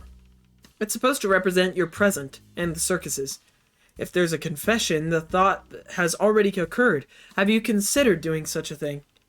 Moses remains silent. What the fuck? What does that mean? Moses, you have a confession you've already considered making? What do you have to tell me? After a while, he reaches for the third card. And this is supposed to represent the future, right? That's right. That's... The Fool. Innocence, adventure, beginnings. Beginnings? I like that. You know, perhaps it's meant to be. When I started this circus, I chose a jester as our logo. The Fool. He points to the poster on the left side of the tent wall and then to the pin he has on his suit jacket, both the face of a jester. I didn't think about the tarot card, actually, but I chose it because we should all strive for honesty without taking ourselves too seriously. In the king's court, jesters are the only ones allowed to mock the monarch. A commoner in a costume can often shed light on truths too hard for the aristocrats and the royal advisors to say. Why don't we have jesters nowadays? I think politics would be going a lot better if we had one commoner in a clown costume at every single government meeting that was just a heckler. Can you genuinely consider this for a minute? How much better things would be, how much more we would get done, because you'd have one person that his job is to make everyone feel shitty so that they are put back in their place and they're like, oh yeah, I should probably do that. Be the change you want to see. Watch me sign up for fucking court jester in 2024. Anyway, the circus exists to entertain. Therefore, the jester would be here reminding us that entertaining can mean different things. It can mean to excite, to educate, to inspire, and I think, perhaps, to tell the truth when it matters. The past week has been filled with confusion and deception, the antithesis of what this business represents. Sorry, I have some thinking to do. And Mr. Jones, I hope you can help us find the truth as well. I will try my best. Right. Sorry about the turn this has taken. Tito, thank you for the reading, as always. You've definitely left me with something to think about. Mr. Jones, would you like to chat? Sure, I have a few questions. Do I? What do I have to... What are my questions? What are my questions? What do I have questions about? Oh, the trophy. Should I ask you about that? Or is there anything else? Should I... You're not gonna know much about that, though, are you? I'm gonna ask you about this. So I went to Hattie's room. Did you know a trophy was broken in her room? No, I haven't been there since she died. I think she locked it up before she left on Monday afternoon. I don't know if anyone's been inside since. You said a trophy was broken? Yes, shattered on the ground. It was like a greenish bluish color. Was it in the shape of a star? It's shattered into pieces, so I can't quite tell, but that sounds about right. There were a lot of sharp edges. That was her Magician of the Decade trophy. Magician of the Decade? That's a huge honor. Awarded by the American Magician Society. I believe it's the only one in the color you're describing. Magician of the Decade? Has Hattie even been working for that long? No, but it doesn't work like that. As you can imagine, it's a unique award that they only give out every 10 years. It's a high honor and was a particularly treasured piece of hers. So there's no way she'd have left it on the floor like that in normal circumstances.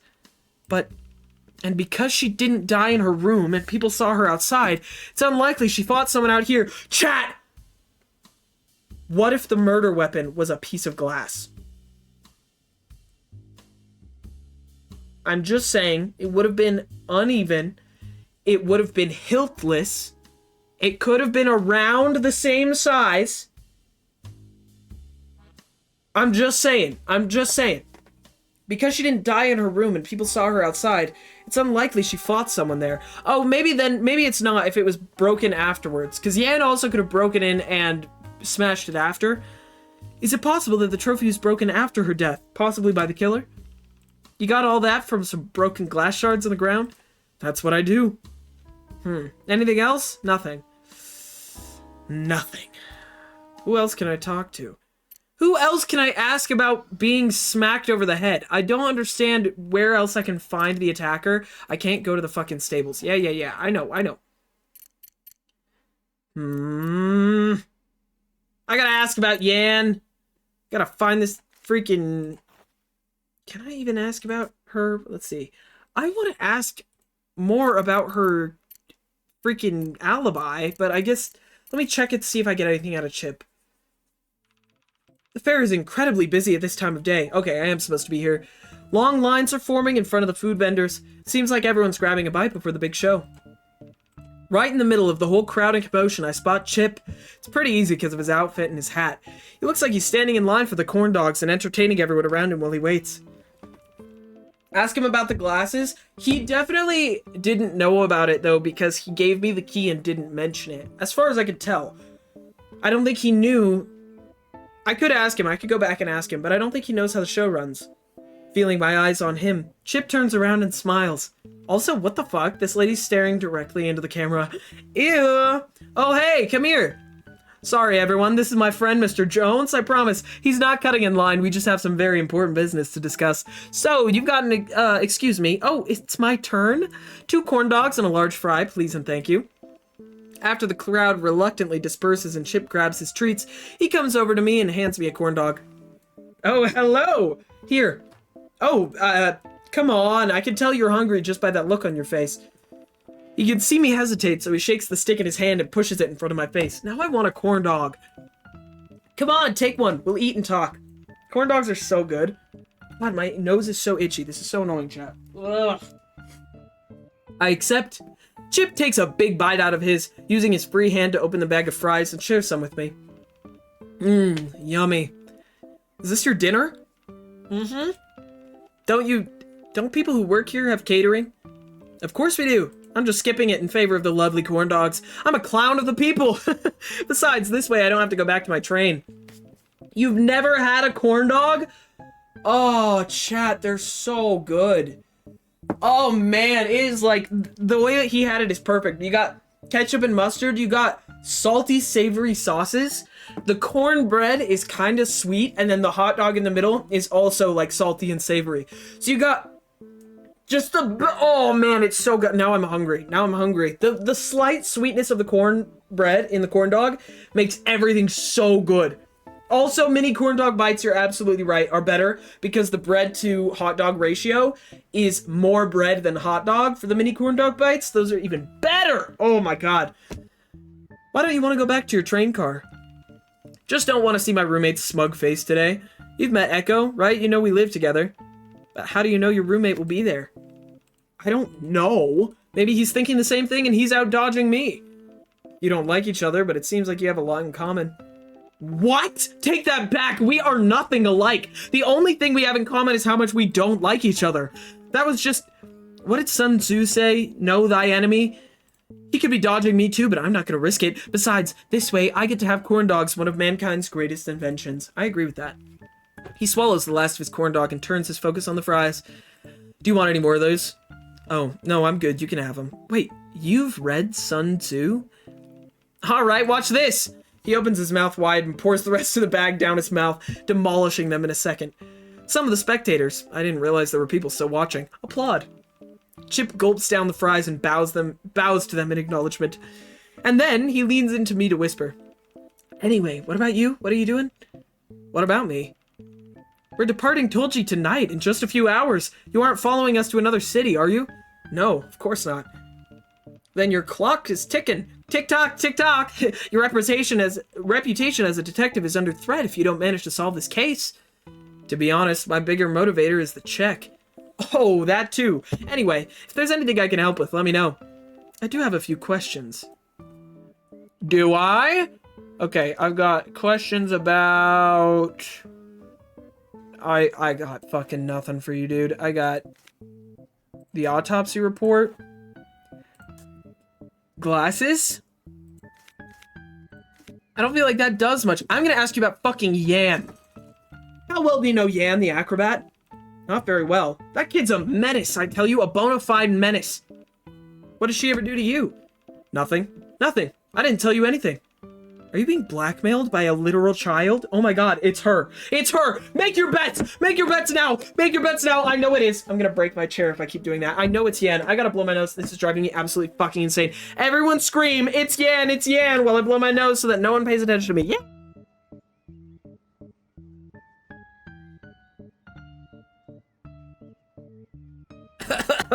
Oh my god, okay. Are you being blackmailed by a literal child? I'm not being blackmailed, I just prefer to live my life in peace. Honestly, a word of advice, stay on her good side. Supply her with plenty of sweet and sour treats, and she shall let you pass. He's probably playing it up for comedic effect, although I have to admit it's pretty funny. With the way you're talking, you'd think she's some sort of evil goddess that requires ritual sacrifice or your crops won't grow. Fine, I say you don't appreciate my hard-earned lesson. Good luck to you then, sir, because you will certainly need it. Uh-oh. Yeah, it has to be her, right? Like, that's hella sus. Okay, I'm gonna ask... Hold on, we need to look back on Echo's statement. He said he saw Chip walking to the train. He said he was alone in his trailer organizing his hat collection. All of Monday afternoon. Hey, what's up? Anything from In-N-Out for when we go? Ooh, from In-N-Out? Yeah. I don't know. I'm not sure. I was just barely thinking about how I wanted hot dog on a stick now because I was reading about corn dogs. If you want that, we can go do that before we head over. Okay. But again, you just called and asked. Oh, I'm good. I'm good, but I might want to get corn dogs. If that's okay. Okay, cool. Okay. I just figured I'd offer. Chad, I get a corn dog! I'm so excited now. Hell yeah.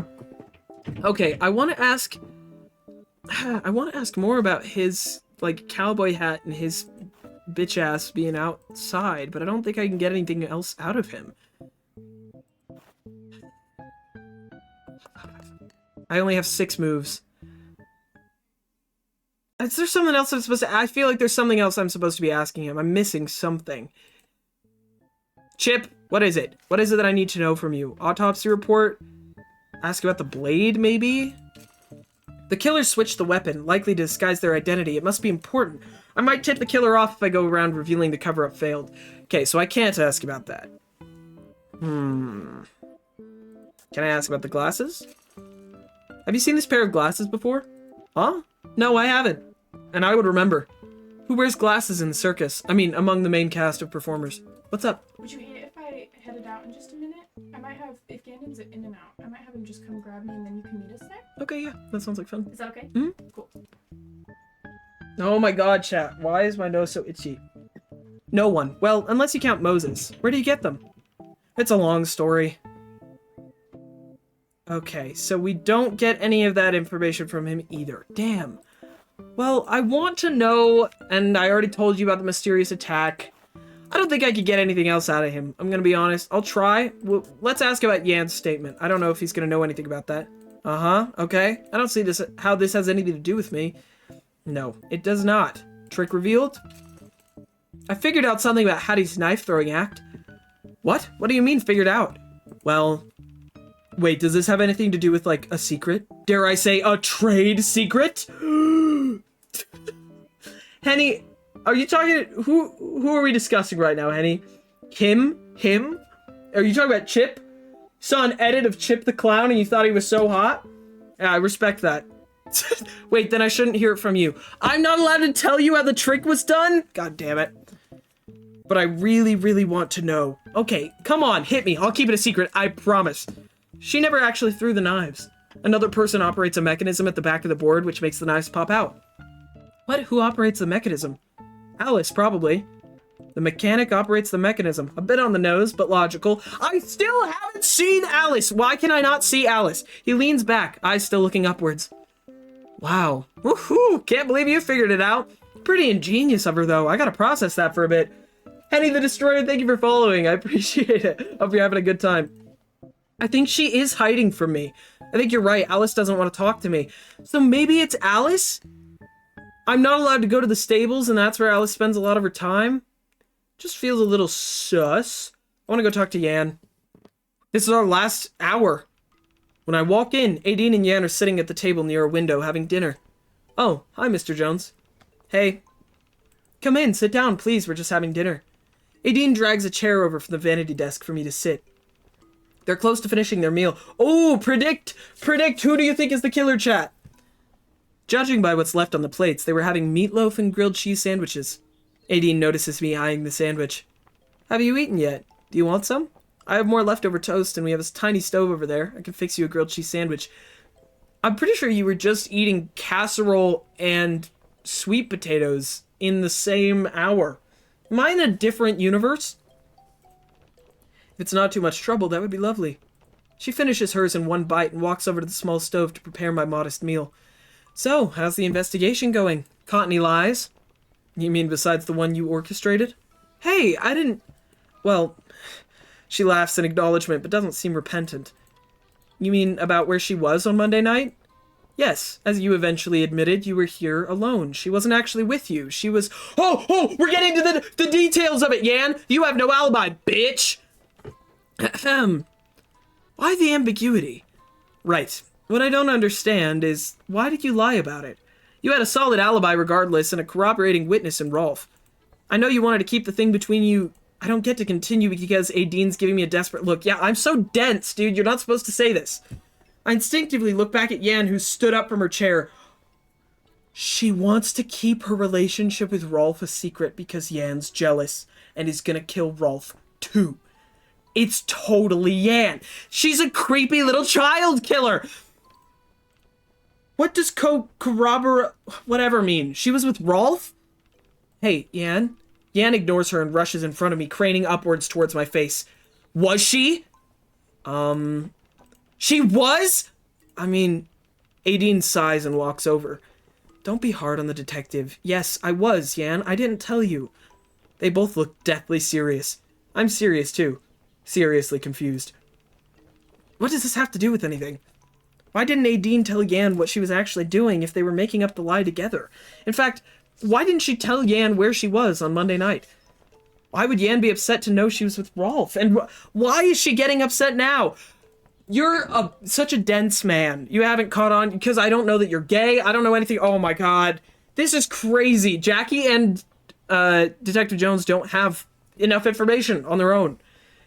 The room is quiet for a few moments, but I can see something brewing on Yan's face. It's like she herself didn't even know how to react. After a moment, she starts screaming. She lifts her hands like she wants to hit something or someone, but she doesn't. Instead, she stomps out of the room. Wait! Yan slams the train door behind her. Real. Jones says minimum and max. You're absolutely right. And I feel like he just sometimes rolls a 1. I think that's what it is he's fine usually, but every once in a while he's just like, I don't know what's going on. That's kind of me too. Yan slams the train door behind her. Aideen's left in place, speechless. She sighs. Yeah, that wasn't the act of like a violent, aggressive child or anything like that. I think we found it. What was that? Aideen looks worried, guilty, and perplexed. I don't know. You don't know? Do you have a kid, Mr. Jones? I do not. Then you don't know what I'm talking about. But Yan's not, for all intents and purposes, she's my kid, now and forever. Why doesn't she like you with Rolf? To be honest, I'm not entirely sure. My guess is kids with abandonment issues can get possessive. Yeah, okay, so she's crazy. That's why I didn't tell her about... Well, it's no use talking about that now. I'm sorry. I said something I wasn't supposed to, didn't I? Yeah, you weren't paying any fucking attention. I didn't know she didn't know. It's fine. Are you going to go after her? I think she needs some time. Can you please go check on her to make sure she's okay? Oh, here it goes, chat. Here's the moment. Is she gonna shank me? Me? Yes, you. You were here. You started it, didn't you? Well, if she's still saying I started it, clearly it's not fine. Alright, do you know where she might be? The train starts shaking. Earthquake? Aideen stifles a laugh before pointing upwards. You mean... Go check on her, please. I'll join you in a bit. I'm on the roof? I head outside the train and look at the roof. A foot in a red ballet flat dangles over the edge. Question is, how do I get up there? Ugh, I'm getting too old for this. After I finally climb up onto the train roof with some significant maneuvering, Yan's already looking a little less angry, probably due to my unintentional physical comedy act. She looks like she's about to cry. She sees me come up and turns her back. Don't make me feel bad for this murderer. She's definitely it. Hi. Why are you here? Well, she thought you needed some time. So she sent you? How are you gonna help? To be honest, I don't know. The only thing I know how to do is ask questions. I don't like questions. Well, sorry, but do you mind if I ask what made you upset? Remember when we met her and she was like, yeah, I killed Hattie, but if I did, you would never know. Do you mind if I ask what made you upset? Was it because Aideen was with Rolf, or was it because she didn't tell you? She whips around with red-rimmed eyes, angrier than before. No, you don't get it! You don't get anything! She stomps on the ground, aka the ceiling of Aideen's room, and yells, why are you here? I don't even know you! If she wants to know why, she can ask me herself! Whoops, I screwed that one up. She really doesn't like questions. Her voice gets quieter, and then she whispers, it's not about any of that. Please don't cry, Yan. Just as I start to panic, Aideen's head finally pops into view and she sits down next to Yan. I'm sorry. I'm not sure if I should show myself out, but Aideen doesn't seem to want me to leave, or maybe I actually want to stay. You were with him? Yes. Is that a problem for you? I can talk to him. No, I don't care when you were... Her eyes flick over to me. She's swallowing the rest of her words. When you were, with, I don't care if you like him. I mean, you were with him, so you didn't need to lie. Aideen's eyes flash in understanding. You didn't need to lie. You didn't need me to lie and say I was with you. Not for you. You did it for me. Because you think I did it. Oh my god. Oh my god. Oh fuck. So Aideen was just trying to cover for her sister because she also thinks that she's capable of murder. Oh shit. Honey, I don't. Or you think there's a chance I did it? You think I killed Hattie. So you asked me to lie because then I'd haven't... So then he thinks I can't be guilty. Yan stands up and wipes her eyes with her arm. She leans right into Aideen's face. I didn't kill her! Why would I? She just repeats herself, as if she thinks we won't believe her. I just didn't. I thought you were supposed to trust me. I'm sorry, kid, I don't trust you. You almost let out a lion. I'm gonna be so real with you right now. I thought if you still wanted me after the stealing and the bad stuff, you must have believed I was good. Either that or it was Alice this whole time. I thought you believed Her voice is shaking so much she can't continue. Aideen stands up and wraps Yan in her arms. Honey, I do. I have always believed that, even when you may not believe that yourself. I didn't think it was you, promise. I know you wouldn't. I couldn't risk it. I didn't sleep the whole night just thinking about you and about Hattie. She was my best friend. Whoever did that to her, I want them to rot. I want them to pay for it. I want them to die. But you are my sister, and I know how it might look, but I know you. If it were you, you must not understand. You couldn't have done that if... You couldn't have meant it. So she's not sure. She's not sure because she's like, oh, either you couldn't have done that, or if you did it, you made a mistake. And I know cops. Even if it might not be you, it won't look good. And what happens then? You don't deserve to have your life changed. I'm right here. That's stupid, I know, and deeply wrong. If that's what truly happened, I will go to hell for it. But you are my kid. If that was you, then I need to bear some of this responsibility too. Then I should already be in hell. Yan shakes her head in Aideen's arms, her voice muffled in Aideen's clothes. I didn't do it. Shh, I know. And I'm sorry, okay? I'm really sorry. I didn't. I know. I believe you. I don't! Just from the opposite side of the train car, I'm just gonna say, I don't. I'm sorry, may I interject here? Yeah, what? I always know. They both glare at me. 1, I do not recommend perjury or tampering with evidence under any circumstance, but the good news is you were only giving your statement to me, a crackpot PI, not the police, or under oath. 2, if I may ask, Miss Yan, why did you agree to lie to say your sister was with you then? Oh, I thought she did it, of course. Oh, wow, you guys both thought the other person was guilty? What? I mean, you wouldn't tell me about where you were, and you wanted me to lie for you. Yeah, that looks hella suspicious. You didn't think... God, everyone in this situation is so messy. She looks like she doesn't know whether to laugh or cry. Instead, she turns to me. For the record, I didn't do it either. All right, both of you were just lying for nothing. Last question, can we get off the roof now? They both laugh, but I'm not joking. My knees are going weak from trying not to slip off. Yes. Here you go, a grilled cheese sandwich. That looks amazing. Sorry about all that. It's okay. Now, I imagine you might have some questions for us. Yes. Oh, man, chat. I keep thinking we're gonna solve this murder. I have questions for Yan. Me? Yeah, you. Fine, but I don't want to stand up. All right, I'll go. You stay here. Do I have anything to ask you? Do I have anything to ask? Oh, God, I don't think I do. Secret romance. I'm gonna ask you about their secret romance. How do you go about talking to a teenager about this? So, about Rolf and your sister. Thankfully, I don't have to finish the sentence before she reacts, making a face and putting two fingers together. Are you talking about, like, this? If that's what I think it means, then I don't want to hear whatever's going on. Ew. I can't ask anything then. Okay. Interesting. I thought she was gonna be bugged about it. That's what I assumed. So, I'm gonna ask about Yan's I still don't know if it's not her. I really don't trust that it's not her. I'm gonna be so honest. I don't really believe that. Okay. Chat. Because I've been live for almost 2 hours, and we're about to enter the 9th circle of hell, which is, after this section of hour is used, I'm going to be meeting the murderer. And because of that, I think I'm going to save this and come back to it. Because there's somewhere that I need to be tonight as well, and I don't want to be rushing this last 5 action points that I have. I want to be using these to get the right amount of information, and I want to solve this correctly.